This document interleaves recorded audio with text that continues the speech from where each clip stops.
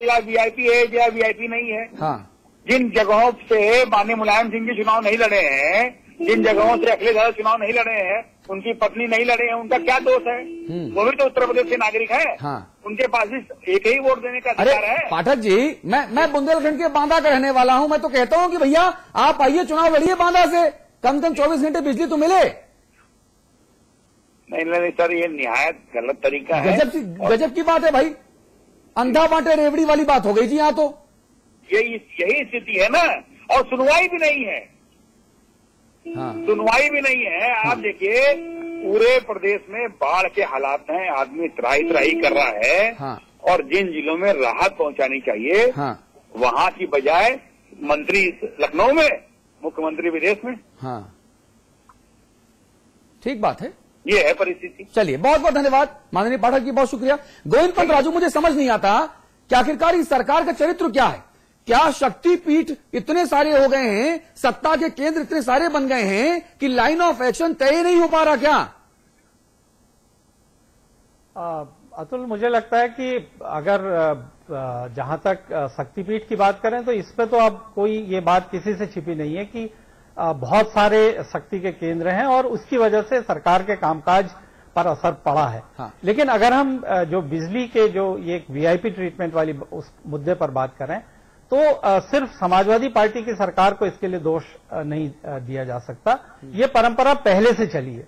और अगर रामपुर को छोड़ दे तो ये जरूर है कि समाजवादी कुनबा बढ़ गया है, इस वजह से वीआईपी जिलों की संख्या बढ़ गई है। और अमेठी में और रायबरेली में जो एक दूसरा बड़ा कुनबा है, उसकी वजह से वो काफी पहले से वीआईपी जिले।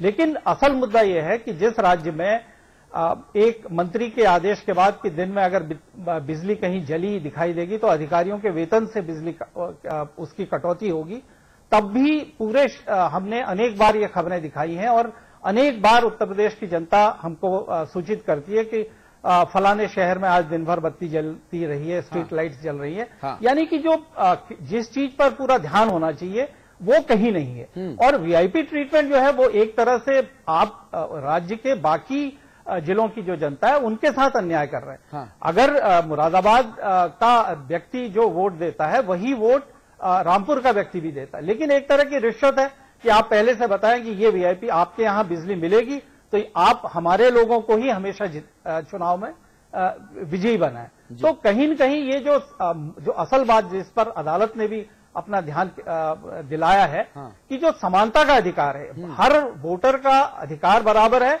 और हर सांसद का अधिकार बराबर है। हाँ। उस अधिकार को भी ये चुनौती देती है इस तरह की जो व्यवस्था है। तो निश्चित अमिताभ अग्निहोत्री जी, मुझे एक चीज अभी तक मैं बार बार ये बात जानना चाहता हूं, क्या सरकार में ज्ञानियों की संख्या कम हो गई है या सरकार सत्ता लोलुपता शक्तिपीठों के बंदरबाट में इस कदर फंसी हुई है कि केवल जितने जो मठाधीश हैं सरकार में बैठे लोग, जिनके क्षेत्रों को शक्तिपीठ कहा जाता है, केवल वो संतुष्ट रहें, बाकी जनता भाड़ में जाए?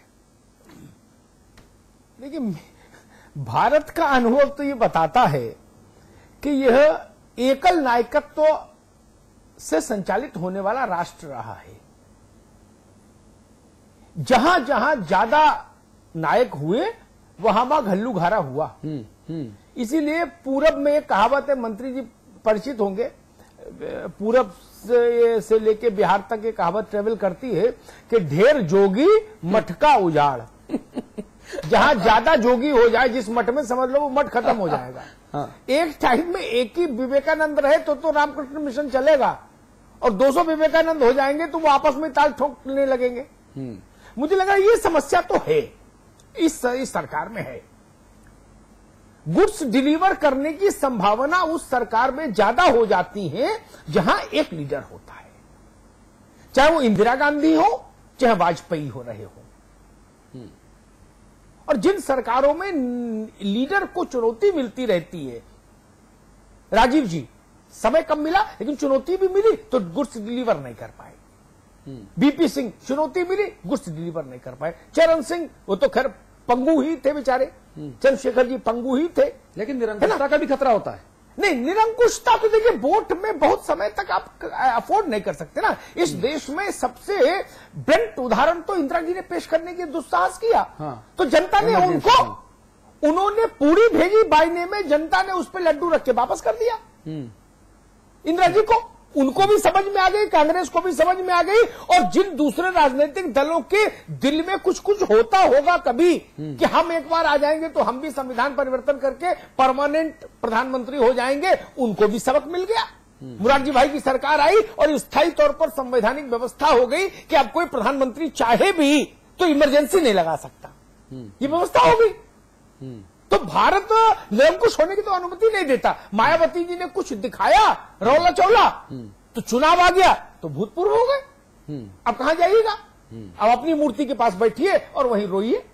ये बात सपा सरकार को समझ में आनी चाहिए, सबको समझ में आनी चाहिए।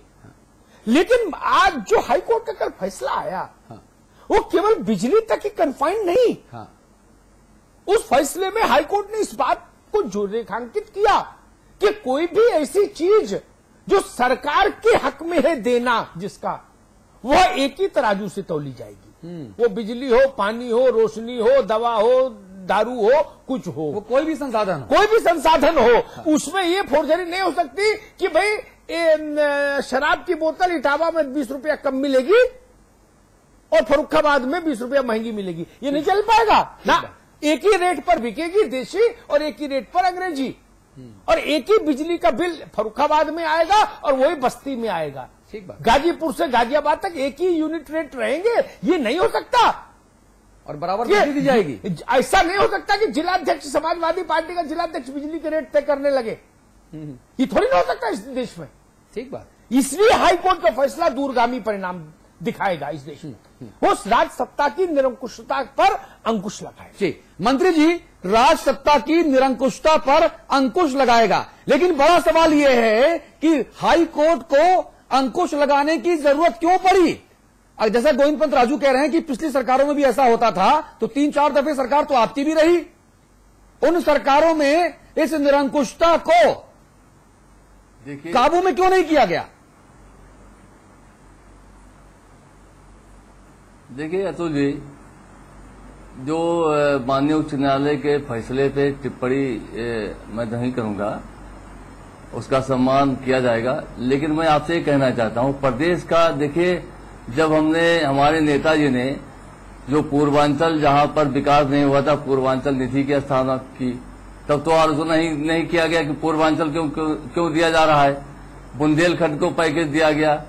तो इस तरीके से आजमगढ़ में या ना मंत्री जी मैं बताता हूं आपको। दरअसल आपका जो मूलभूत ज्ञान और आधार है ना, वो पुख्ता नहीं है। कम से कम इन दलीलों के वक्त विकास के लिए जो किया जाता है। सुनिए, जो संसाधन है, उन संसाधनों को बराबर से बंटने का अधिकार और पाने का अधिकार लोगों को है, ये उनका मूल अधिकार है। लेकिन जिस तरह से संविधान में आपने आरक्षण की व्यवस्था की है ना, कि साहब अति पिछड़ा, महादलित, दलित, इनको समाज के तमाम वर्गों के साथ कंधे से कंधा मिलाकर चलाने के लिए आरक्षण की यानी विशेष सुविधा सीमित वक्त तक मुहैया कराने की जरूरत है।